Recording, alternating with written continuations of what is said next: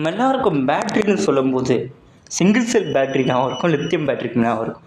ஆனால் பேட்ரியிலே ஏகப்பட்ட வெரைட்டியான பேட்ரிஸ்லாம் இருக்குது. அது என்னென்னன்றதை இப்போ தெளிவாக சொல்லலாம் மக்களே. இப்போ நம்ம பார்க்க போகிறது இந்த பேட்ரி பேர் என்னென்னா லித்தியம் பேட்ரி அப்படின்னு சொல்லுவாங்க. இதில் அதிகபட்சம் 2.4 3.5 நிறைய வோல்டேஜ் இருக்கும். வோல்டேஜ் ஏற்றுக்க மாதிரி இந்த லேயர்ஸும் அட்ஜஸ்ட்மெண்ட் ஆகும். இதில் கேத்தோடு ப்ளஸ்ஸு ஆனோடு மைனஸ், இதுதான் இந்த 2 டெர்மினல்ஸ். ஆனோடு வழியாக கரண்ட்டு நெகட்டிவ் லைனும் கேத்தோடில் ப்ளஸ் கரண்ட்டும் வரும்.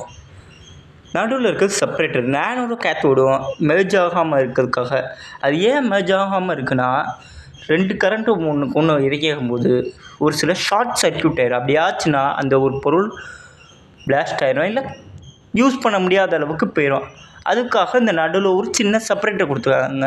அண்ட் ஏர் கேப், அதில் ஒரு சின்ன ஏர் கேப் இருக்கும். அண்ட் இந்த லேயர்ஸில் என்ன பண்ணும், இந்த மொத்த லேயர்ஸையும் பயன்படுத்தி என்ன பண்ணுவாங்கன்னா ஒரு டேட்டா கரண்ட்டுக்குரிய ஒரு இதை டிசியோ ஏசியோ ஏதோ ஒன்று ஸ்டோர் பண்ணுறதுக்காக இதை பயன்படுத்துகிறாங்க. இந்த battery charge and discharge DC current பண்ணும். கெப்பாசிட்டர் ஹை கரண்ட்டை இது பண்ணும். அதுக்காக தான் கெப்பாசிட்டர் ப்ரொடியூஸ் பண்ணியிருக்காங்க. இது ஒரு சின்ன கரண்ட்ஸ். இப்போ வரக்கூடிய பேட்ரிஸ் எல்லாம் லித்தியம் பேட்டரியோட பங்கு அதிகமாக இருக்குது.